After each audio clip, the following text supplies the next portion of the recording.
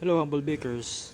So samahan nyo akong gamitin yung bago kong spiral mixer. So by the way, this is a 10-liter bowl, commercial grade. So last year around November, naghanap talaga ako ng smaller na spiral mixer. And sabi ko I need something na heavy duty, mabigat. Kaya niya yung around 1.5 kilo ng flour up to mga around 4 kilo ng flour. So I was carefully checking online and marami ako nakikita ng mga spiral mixer. However, I'm checking also if maganda ba yung feedback and ginagamit pa siya for commercial purpose. That's my goal. I need na something heavy duty for professional and ginagamit talaga for commercial purpose. Before, meron akong nakita. So yung first choice ko was Uni Halo Pro. However, nung chinek ko yung weight nung Uni, nasa 14 kilograms lang siya. So, na-imagine ko na pag nilagyan ko to ng around 6 to 7 kilos ng dough, mahihirapan yung stand mixer. I know it kasi alam ko na yung behavior ng dough ko.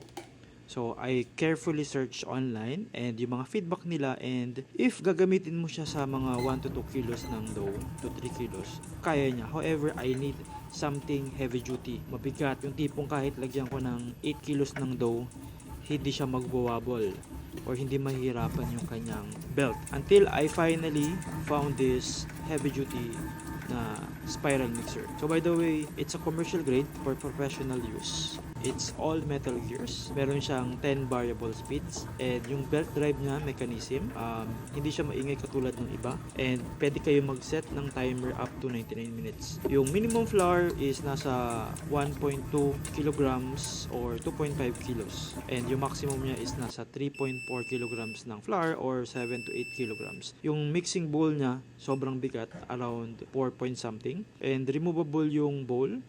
And ang kinagandahan is lifting din yung head niya. So, madali siyang linisin. Perfect talaga siya for commercial use kahit gamitin mo siya 2 to 3 times a day, every day. I know natatagal yung quality nito.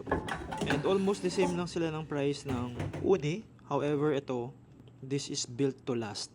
As in, this is around 41 kilograms. By the way, yung minasa ko dito is around 2 kilograms ng flour, 50% hydration. Total dough is 3.6. Yung kneading time is 13 minutes. Yung speed ko is 7 to 8. And ayan, nakikita nyo, madali siyang linisan. Maganda yung build. And hindi siya nahihirapan. So perfect to for 2 kilograms ng dough up to mga 6 to 7. So kaya ko bumili ng maliit kasi yung next kong spiral is nasa 30 liters na. So masyadong malaki. Especially kapag konti lang yung mamasahin ko.